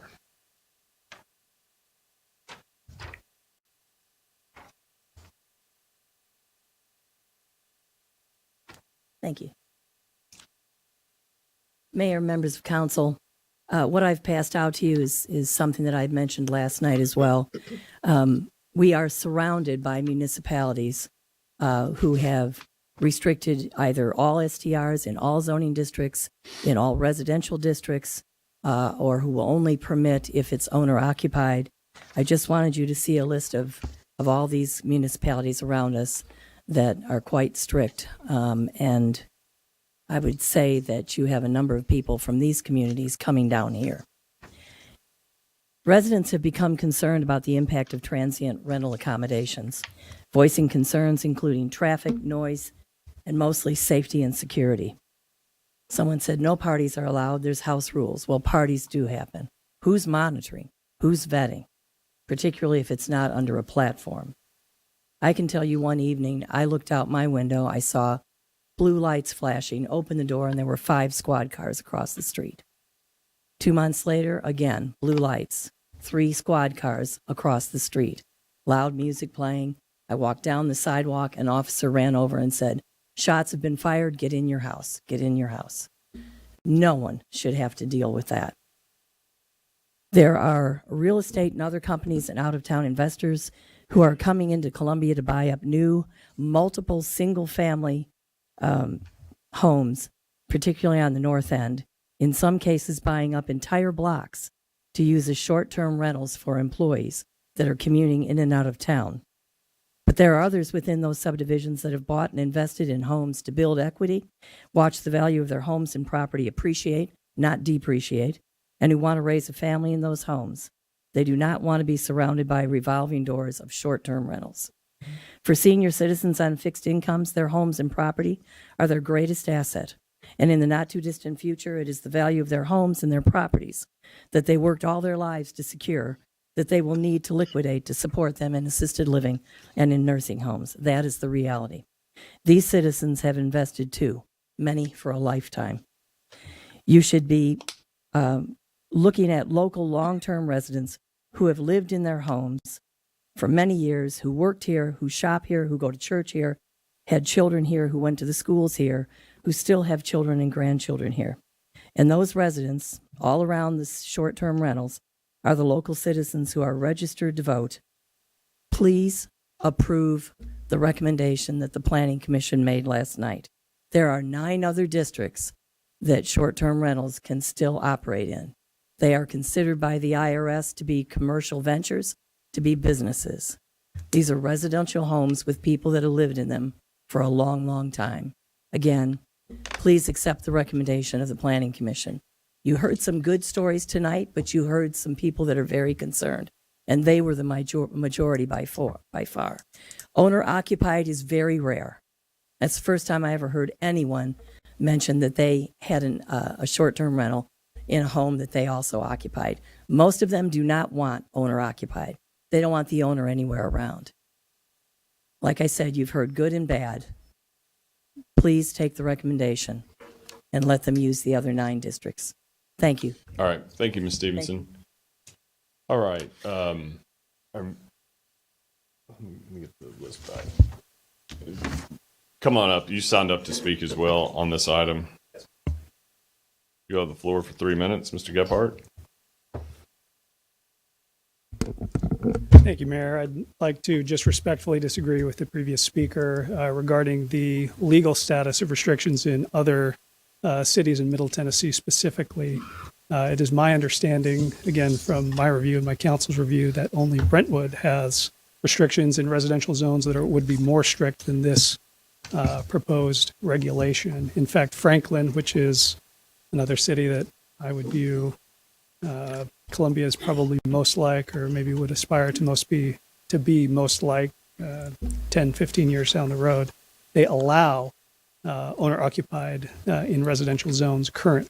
That is the current state of the law. I think you can probably review this yourself by going and reviewing VRBO or Airbnb yourselves for some of these cities to review the types of properties that are there. The other thing I'd like to address is I think that short-term rentals, again, I know it's been talked about and debated, and different information has been brought by people on both sides of this issue, which I respect and understand. There is a fact to it, though, and I encourage you to actually look into it as to what the frequency and incident of issues with short-term rentals as opposed to long-term rentals is. And I think you will come to the conclusion that I have, which is that short-term rentals actually have a lower incidence of the issues that people are concerned about, incidents of violence, incidents of noise complaints or traffic complaints, or other things that affect the health, safety, and well-being of the city of Columbia. In addition to that, they bring so many good things. They bring families in for sporting tournaments, for family reunions. Columbia is not a town like East Nashville that is going to suffer some of the issues that short-term rentals pose. There is not late night nightlife. There is not all these other issues that contribute to some of the difficulties that short-term rentals have had. Treating short-term rentals in a arbitrarily differential way from long-term rentals in that respect, I think would be a mistake. I think that the well-being of the city of Columbia is served by having a broad, a fair, easy, and way to be compliant as a short-term rental owner. Thank you very much. All right, anyone else wish to be heard on this? Did you sign up to speak? Okay, I'm sorry. We can only accept those who've signed up. Anybody else who's signed up to speak, want to speak on this item that has not already spoken and or that wants to speak again because we had a public hearing opportunity, now another one. Okay, I think that takes care of everyone. I'm going to ask Mr. City Manager if Mr. Keltner can please come back up. Paul, if you come forward, please. And Paul, let me just see if we can just talk through this together real quick, just to make sure that we're all on the same page. Prior to the 2022 zoning ordinance, there was no reference to short-term rentals anywhere in our zoning ordinance at all, right? So we had short-term rentals that were occurring, but there was nothing that governed it or referenced them and even identified them as being a thing. Is that right? Well, actually, as you kind of heard tonight, there's a lot of different hybrid uses and land uses that it would be impossible for a document to keep up with that. So inside your zoning ordinance, the zoning administrator has the authority, because it anticipates this happening, that somebody's going to come to you with a use that's not listed in your use table. So the first thing the zoning administrator is charged with doing is looking and saying, okay, where does this fit? Does this fit in something, an existing use, but just not exactly, but it's close enough to where they feel comfortable that all the intent's met there? If that happens, then the zoning administrator can let that happen underneath that use. And that's what happened under 3638. So short-term rental started coming to us prior to the 2022 adoption. It was probably 2019, 2020 when we first started seeing some of those. That's where we started looking through it. We knew at that time we were going to be moving into a new ordinance, but the zoning administrator at that time, which just so happens to be me, actually determined that transient habitation met the definition almost to the T, and actually it mimics a lot as what you see in 4400 today. That was done by a totally different group. Just so happens they have a lot of the same details in them. So that's where they were actually established. So anybody that came to us before Ordinance 4400, they were looked at for the zone under transient habitation, and they were treated underneath that land use. Okay. And then we passed 4400 that for the first time really creates the term and it's designated in the ordinance. And in that 2022 ordinance, it allowed for short-term rentals in our mixed use districts, which are CD4, CD4C, 5, and 5C. But even still under those, they had to be owner occupied. That is correct. And CD3, 3L, and 2, they were not allowed at all, owner occupied or not. That is correct. And then we go to the Planning Commission, and the Planning Commission approves short-term rentals in not only the mixed use districts, but also in the CD3, 3L, and 2, or what was it the original recommendation from the Planning Commission? Yes, sir. So what they did is the original one that you saw in January had those four main districts, the 4, 4C, 5, and 5C, had those as allowed outright, non-owner occupied. So they removed the owner occupied provisions inside the limited use standard. And at the same time, opened it up to basically all the other districts with the exception of heavy manufacturing and civic, and had those as a conditional use. And that's where it came before you with conditional use on all the rest of the districts, to where what I heard from that meeting was some concern about having the Board of Zoning Appeals look at conditional use permits for all these other districts. And concerns being several, including overburdening them, also subjecting ourselves to potential legal liabilities if we're approving one and not the other in these conditional use zones, which would include 3, 3L, and 2. So what we passed as a planning commission said it can be non-owner occupied. We can have short-term rentals in the mixed use districts, which are 4, 4C, 5, and 5C. And then we'll allow them in others except for the 1 or 2. However, it's going to be conditional use, and there's a process that we're going to have to go through. And then this body sent it back to the planning commission saying, hey, look, we've got some concerns on this BZA piece. And then last night, after a pretty lengthy conversation and discussion, what planning commission did was approve non-owner occupied short-term rentals in the mixed use districts 4, 4C, 5, and 5C. Right. But not allow them at all in CD3, 3L, or 2. In other words, eliminate the conditional use scenario that involved the BZA and the decision making on a case-by-case basis. That's correct. Okay, so that's just the current procedural status where we are. I just want to make sure that I was right, and hopefully that was helpful some too. Any questions? I'm sure there are some. Mr. Marshall. Yes, what about the grandfather clause? Yeah, I think that's a good question. I mean, it seems to me that probably the best point on that is if we're going to allow some, then the grandfathering provision would probably play a part in that. I mean, I don't know, Mr. Kellner, if that's something that you've thought about in terms of those that are already active. If they were legal, yes. Grandfathering is kind of more of a slang word in TCA, but it's technically legal non-conforming. So at one point, it was legal. They came in, met the zones, met any permitting process, and they were legal to operate. And if we changed any regulations after the fact, then they have the right to continue that use forever unless they change that use to a conforming use. So are you suggesting that there would not be many that would be grandfathered in because those now are not legal and never were legal? There are very few legal ones that we have that came through and got a permit to do so. But at what point, I mean, if they were operating before we even had an ordinance in place in the first place to regulate them, then they were non-conforming then, and did they not remain? You had an ordinance, yes, sir. In 3638, they were allowed under transient habitation. The term short-term rental was included under that section. The use of short-term rental was classified in transient habitation, yes, sir. So that would be the point that we would look back to see if they're grandfathered in or not, if they were operating at that time. Right. Well, we'll back up. We're going to get confused here if we won't watch it. If they came in and went through the process of getting it, correct? Correct. I mean, if they were just out there operating a short-term rental and we did not know it, they did not come to you and do it, then they wouldn't be grandfathered in. Correct. They would not be. I mean, it's even after 22, I can say that we've talked to persons in person that have come and asked us, can they do a short-term rental there? And we said, no, you're not meeting the qualifications to do such. And we know they have, based on what we've started looking at and some of the meetings we've had, we've identified a few that just went and did it anyway. So they were never legal. So they were not really qualifying for a grandfathering clause. Did that answer your question, yes, Mr. Marshall? Councilmember McKelvey? How many is a few that are not conforming?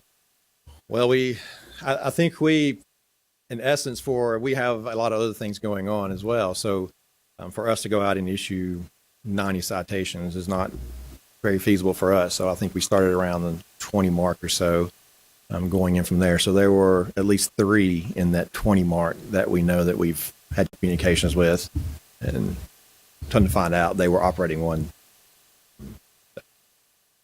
And they've been shut down? No, sir. So, and we sent these out. We knew we were coming back into this. We were going through our amendments round. So when we first adopted this, and Mayor says this a lot, to remind everybody, is that when we adopt this ordinance is all the time going to be moving. Right.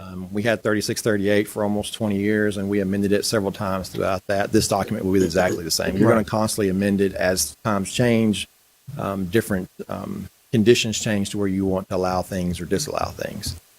So we knew when we adopted it that we were setting in a more conservative approach upon it, but knew that this time would come, that here we are 2 years later, and we're looking at, is it right as written today, or do we need to adjust that?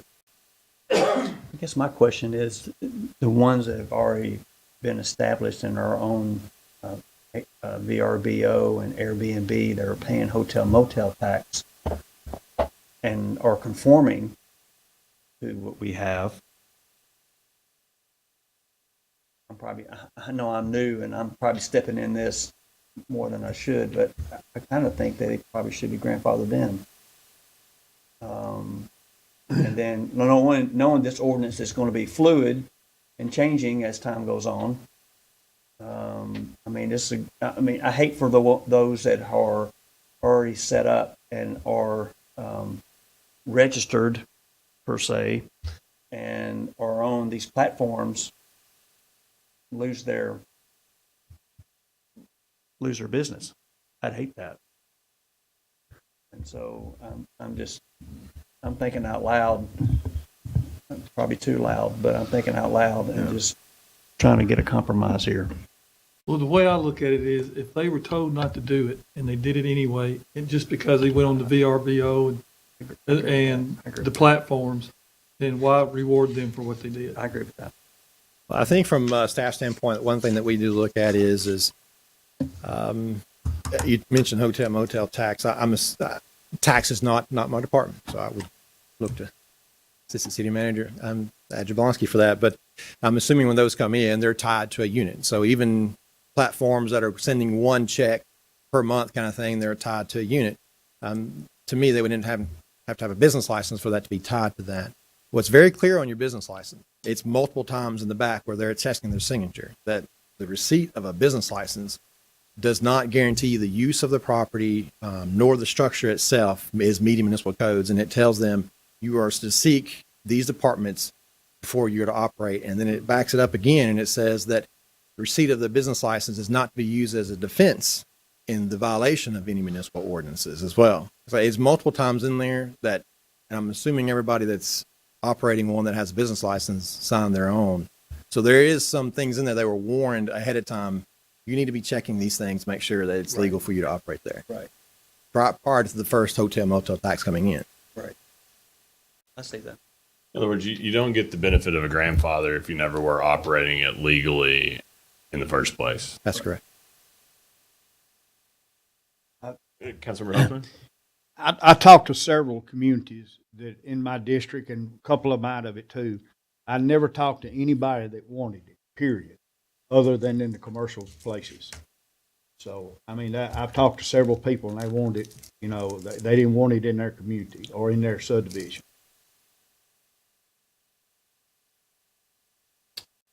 Well, I mean, this is definitely a very divided topic. I mentioned yesterday at Planning Commission, I don't know in my 6 years of doing this if I've been involved on an issue where there are it seems to be equally divided, and no matter what we're going to do, we're going to upset one crowd.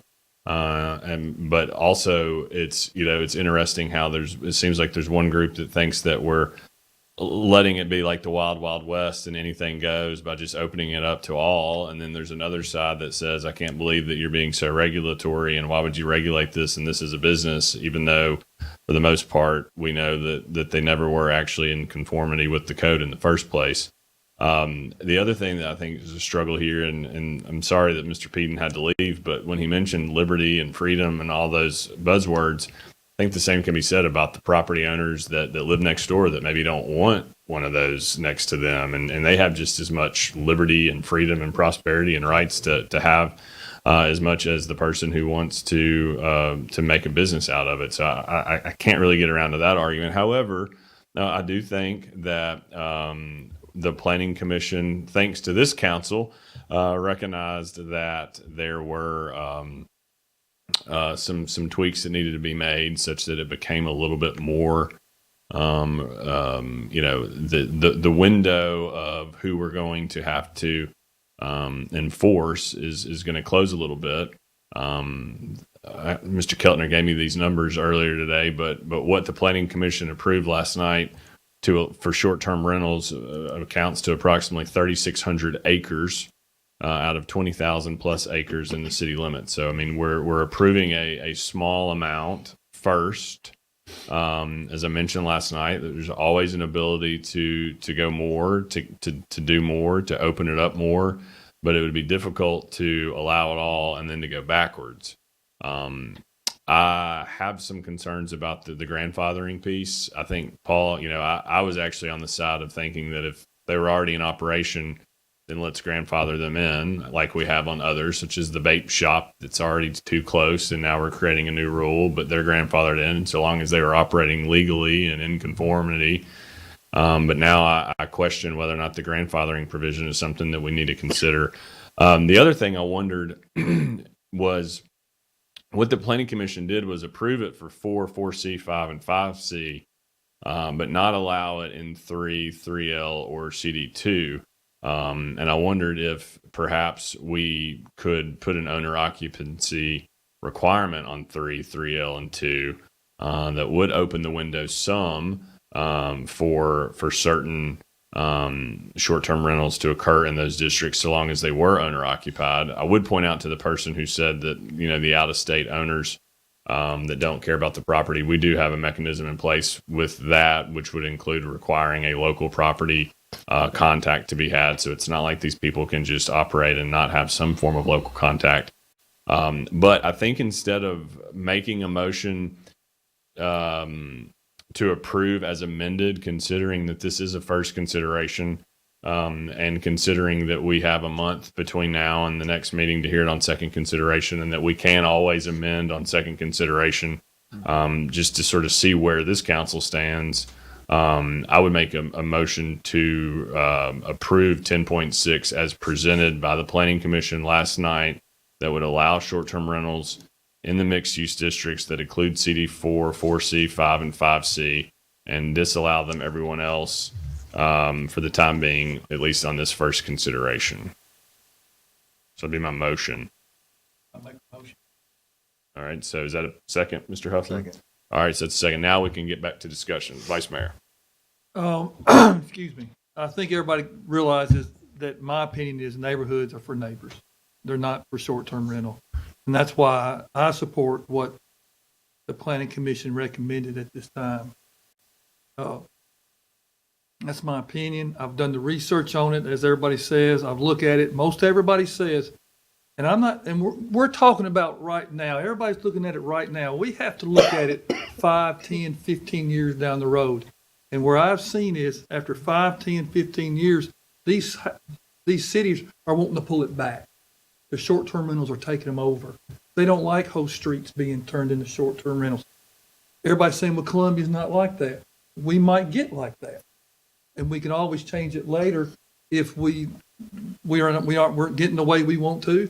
And we might add it to the neighborhoods. But what I've seen doing the research is, once you let it out of the box, you can't get it back in.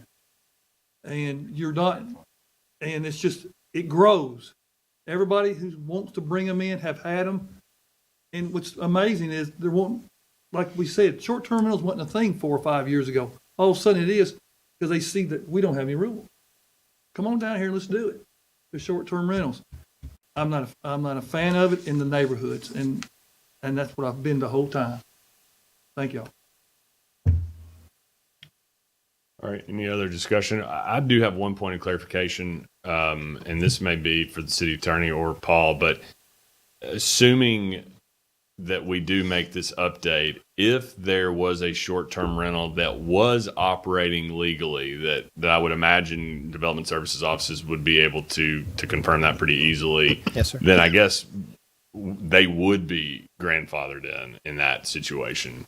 Yes, sir. And I said all that to say that in the end, Mr. Hubble is your legal counsel, and we're all going to respect what he says. So if in the end he says, hey, we should be grandfathering all these, then by all means, we'll go by his advice. To answer your question, Mayor, if they were operating legally, then they would be grandfathered, and that's going to be dictated by state law. State law says if they were operating legally prior to us enacting any ordinance regarding short-term rental, and if they paid taxes within 6 of the preceding 12 months, then they would be grandfathered. Now, there may be some question as to whether prior to 2022, as Mr. Keltner said, they were covered under transient housing. That may be some question in my mind as to whether whether they had to be operating prior to that ordinance, or whether they just had to be operating legally prior to 2022 when we actually really defined short-term rentals. Right. But if they were operating legally prior to us enacting anything, then they're grandfathered and they would get to remain regardless of what the council passes. Okay. Yes. Now, as far as grandfathering those who have been paying the taxes, taxes within the last couple of years since we've enacted this ordinance. Now, just because they've been paying taxes, they're not grandfathered if they were operating illegally.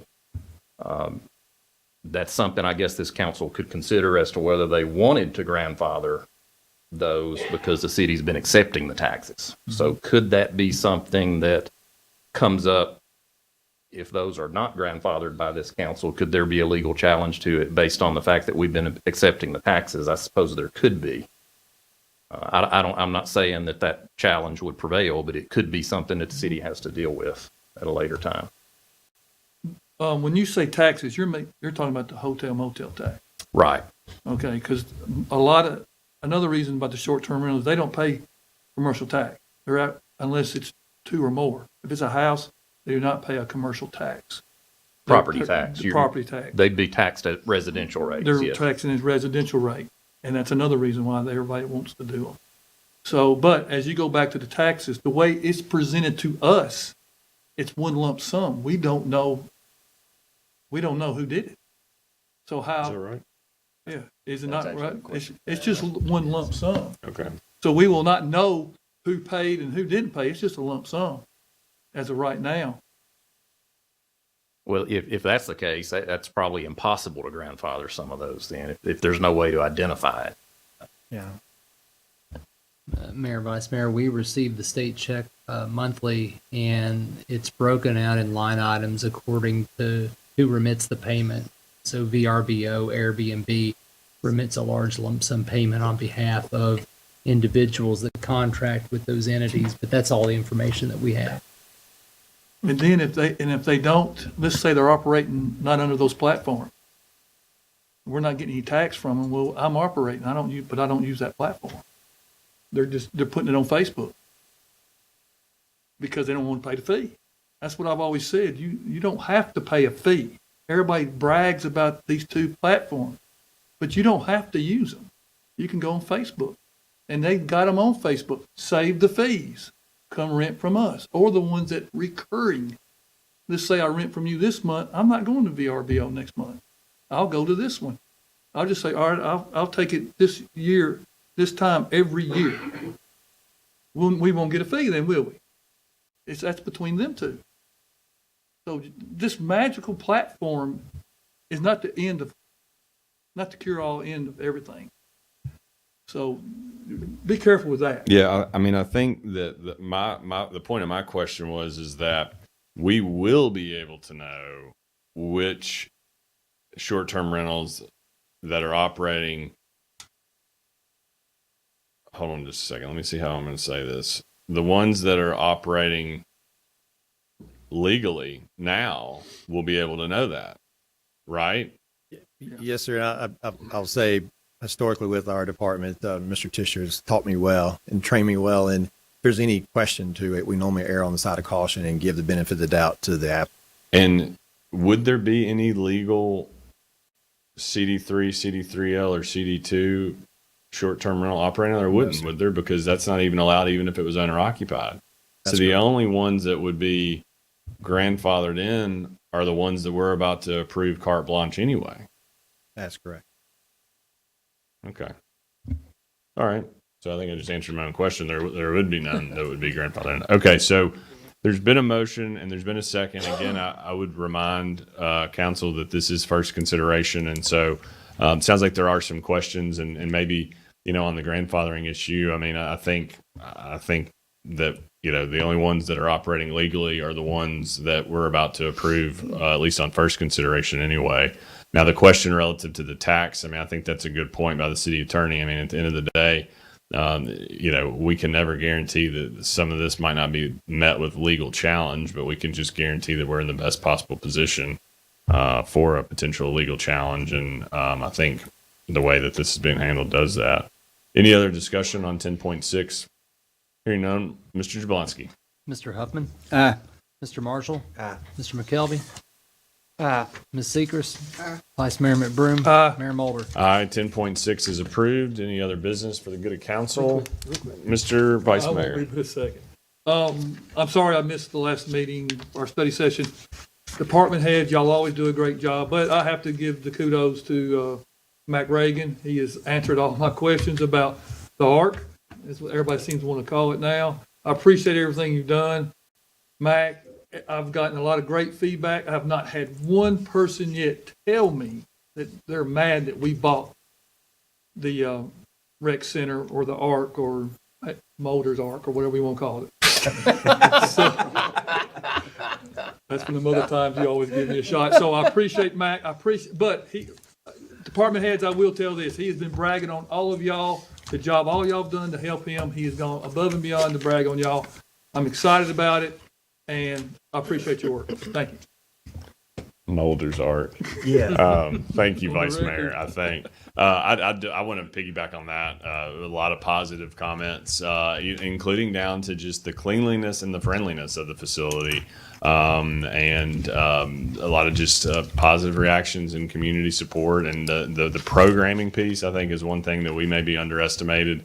The ability that programming would allow at that facility. And some of the programming that's happening there, that's bringing kids in, bringing people of all walks of life in, that's having different, music lessons, recreational lessons, and that's what we want. We want to bring the community together. We want to promote healthy lifestyles, and the ARC is doing all of that. So thank you, Mac, to you and your team and everyone that's been involved in that. Any other member wish to be heard on any other business matter? We will then move forward in adjournment. Make a motion to adjourn. Been seconded properly. Any discussion on that motion to adjourn? Hearing none. Mr. Jablonski. Mr. Huffman. Mr. Marshall. Mr. McKelvey. Ms. Seacrest. Vice Mayor McBroom. Mayor Mulder. Aye, we are adjourned.